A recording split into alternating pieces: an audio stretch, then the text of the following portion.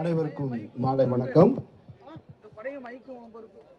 உலக அரங்கில் 2023 தொடங்கி கிட்டத்தட்ட 64,000 படுகொலைகளை நடத்தியிருக்கின்ற இஸ்ரேல் அரசு, அதை வேடிக்கை பார்த்து கொண்டிருக்கின்ற அமெரிக்க அரசு, அதனோட கைகோர்த்து கொண்டிருக்கக்கூடிய இந்திய மோடி அரசு, இதையெல்லாம் எதிர்த்து இப்படி ஒரு கூட்டம் இங்கே நடைபெற்றுக் கொண்டிருக்கின்றது. எனக்கு தெரிந்து இந்தியாவிலே இப்படி ஒரு கூட்டம் நடந்திருக்க வாய்ப்பே கிடையாது. இதுதான் தமிழ்நாடு. இதுதான் தமிழ்நாடு. இந்த அடையாளத்தை அழிப்பதற்காகத்தான் வடநாட்டில இருந்து இங்கே வரணும்னு நினைக்கிறான்.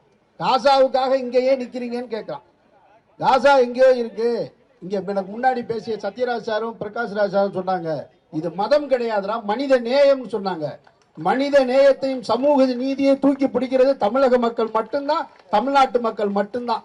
இந்த தலைவர்கள் எல்லாம் தேர்தல் நேரத்தில் வேறு வேறு அணிகள் நின்றிருந்தா கூட ஒரு உயிரிழப்புக்கு ஒன்றாக நிக்கிறாங்க பாருங்க. இதுல எந்த எதிர்பார்ப்பும் இல்லாமல் இங்க நிக்கிற இந்த அடையாளம் தான் தமிழ்நாடு. இந்த ஒற்றுமை நிச்சயமாக இந்திய அரங்கிற்கு, இன்னைக்கு இருக்கக்கூடிய இந்திய உளவுத்துறைக்கு இந்த கூட்டம், இந்த கூட்டத்தின் மேடையில் இருக்கக்கூடியவர்கள் எல்லாருடைய கருத்தும் போய் சேரும். அது காசாவுக்கும் போய் சேரும்.